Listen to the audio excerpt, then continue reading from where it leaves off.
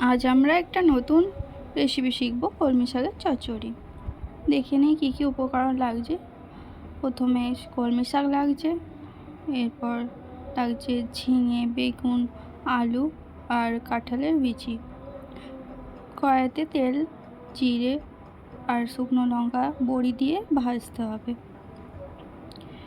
ভাজা হয়ে গেলে এরপর দিয়ে দেবো আমরা আলুগুলো ভেজে নেওয়ার পর সবজি দিয়ে ভালো করে ভাজতে হবে। ভাজা হয়ে গেলে এরপর আমরা দিয়ে দেবো পরিমাণ মতো টুকরো করা পেঁয়াজ আর নুন মিশিয়ে ভালো করে ভাজতে হবে। ভালো করে ভাজা হয়ে গেলে এরপর আমরা দেব কলমি শাকটা দিয়ে ভালো করে ভেজে নেব।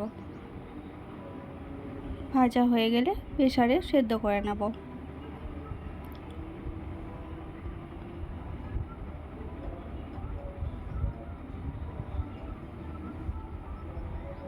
এরপর আমরা আবারও কড়াইতে তেল দিয়ে আদা বাটা, রসুন বাটা, লঙ্কা, জিরে বাটা দিয়ে ভালো করে ভাজবো। ভাজা হয়ে গেলে এরপর আমরা সেদ্ধ করে রাখা যে কলমি শাকটা ছিল ওইটা দিয়ে দেব। এরপর একটু সামান্য হলুদ দিয়ে নাড়াচাড়া করব। পোস্ত বাটা আর চিনি দিয়ে ভালো করে ফুটিয়ে নেব।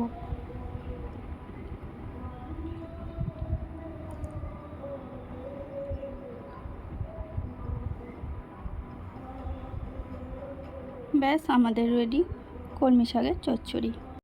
গরম ভাতের সাথে খুবই ভালো লাগে এই সুস্বাদু কলমি শাকের চচ্চড়ি। ধন্যবাদ।